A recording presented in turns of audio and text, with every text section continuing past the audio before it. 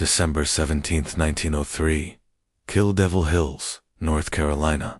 The wind howls across the desolate sand dunes. The air is cold, biting.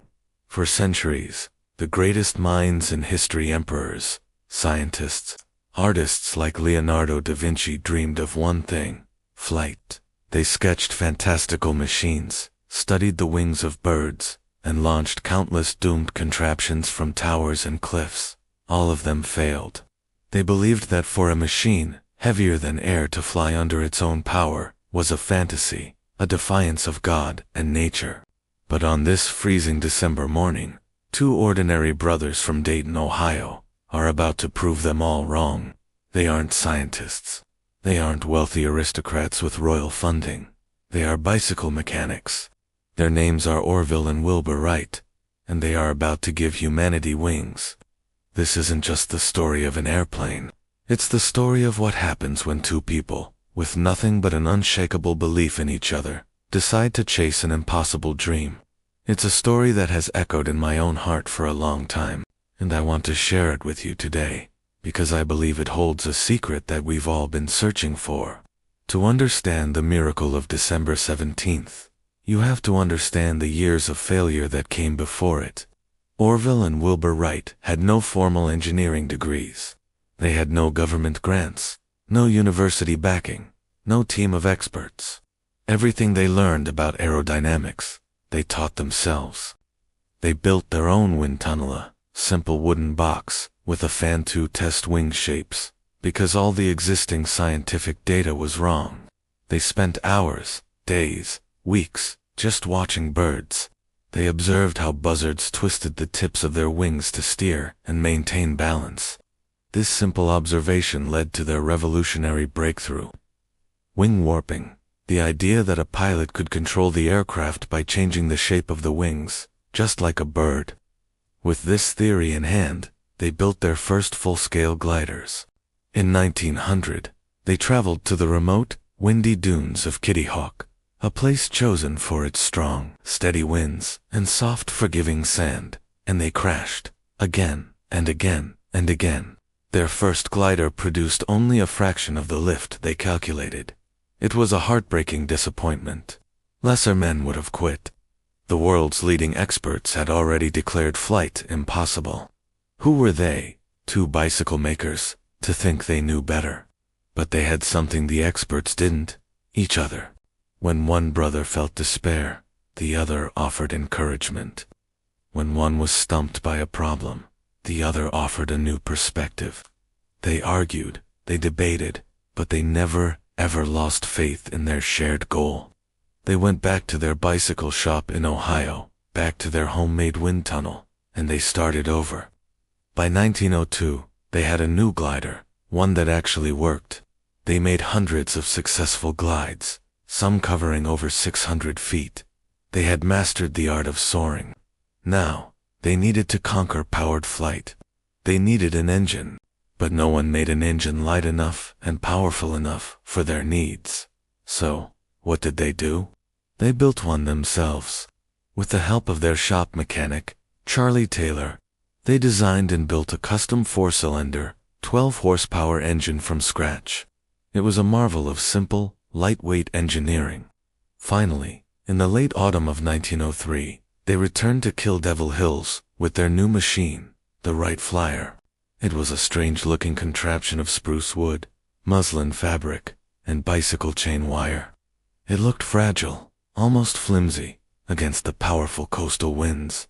They were ready, but the world wasn't. The attempts were plagued by bad weather and mechanical failures.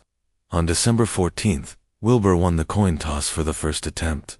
The flyer lifted off, but he pulled up too sharply, stalled, and crashed into the sand after just 3 seconds. Another failure, more repairs, more waiting. 3 days later, the morning of December 17th, the conditions were far from ideal. The wind was gusting to nearly 30 miles per hour. It was so cold that puddles of water were frozen solid. Only 5 other people were there to witness it. A few men from the local life-saving station. There were no reporters, no dignitarios. The world was completely unaware that history was about to be made. This time, it was Orville's turn. He lay flat on his stomach on the lower wing, his hands on the controls. Wilbur ran alongside, steadying the wingtip. At 10:35 a.m., the flyer began to move down its simple wooden launching rail. It lifted. For one moment, it wobbled, dipping perilously close to the ground. Wilbur thought it was another failure, but then, it leveled out. It flew. It wasn't graceful. It wasn't soaring. It was a struggle against the wind, a bucking, roaring, magnificent fight. But it was flying under its own power. That first flight lasted only 12 seconds. It covered just 120 feet less than the wingspan of a modern Boeing 747. But in those 12 seconds, the world changed forever. Humanity was no longer bound to the earth. The sky, which had been the domain of gods and birds, now belonged to us. They made 3 more flights that day, each one longer than the last. On the final flight, Wilbur flew for 59 seconds, covering an incredible 852 feet. They had done it.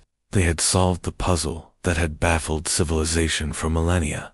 After that final flight, a powerful gust of wind caught the flyer while it sat on the ground. It tumbled over and over, smashing it beyond immediate repair. Its flying days were over, but its job was done. And here's the part of the story that touches me the most. When they achieved this monumental success, they didn't rush to patent it and sell it to the highest bidder. For a while, they were hesitant. They worried their invention would be used for war. They had a dream that the sky would be a place of freedom, a new frontier to be shared by everyone. They wanted the sky to belong to all of us. Their story isn't just about an invention. It's a testament to trust, to persistence, to the incredible power of 2 people who believed in each other more than they believed in the word impossible. They started with nothing but a shared hope and built the future together, piece by piece. I've been carrying a dream too. Some days, it feels just as impossible as theirs must have. I'm starting something called Johanna. In Arabic, it means little jewel. It's not a company or a startup in the traditional sense. It's a small, honest family. A chosen family of kind and ambitious people who want to grow together. The idea is simple, and it's built on the same trust the Wright brothers had. We protect each other, we support each other's dreams, and we rise faster by sharing just 5% of our monthly earnings into a common fund. That fund is there to lift every single member, to help someone launch a project, get through a tough time, or invest in their own growth. Right now, Johanna is only me, just one person with a quiet hope. The same way the Wright brothers started with only each other, standing on a windy beach, looking at a machine that everyone said would never fly. If their story of trust, persistence, and that we'll figure it out together spirit touched your heart, maybe you're the next person meant to help this dream take flight. Maybe you've also felt that it's hard to build something meaningful all alone. I'm not looking for a resume or a perfect track record. I'm looking for a feeling, a shared warmth, a similar belief that we can achieve more together than we ever could apart. If this feels right to you, send me an email. You can send a CV, or just a few honest lines about yourself and the dream you're carrying. I'll read every single one, and I'll answer personally. If we feel that same connection, we'll build this family one beautiful soul at a time. The same way the Wright brothers built the future, one careful flight at a time. The sky is waiting. Let's fly together. If you believe in the power of starting from zero and building something beautiful with people you trust, drop Johanna in the comments below. Thank you for listening. Don't forget to like, subscribe, and turn on notifications for more stories of dreamers who changed the world.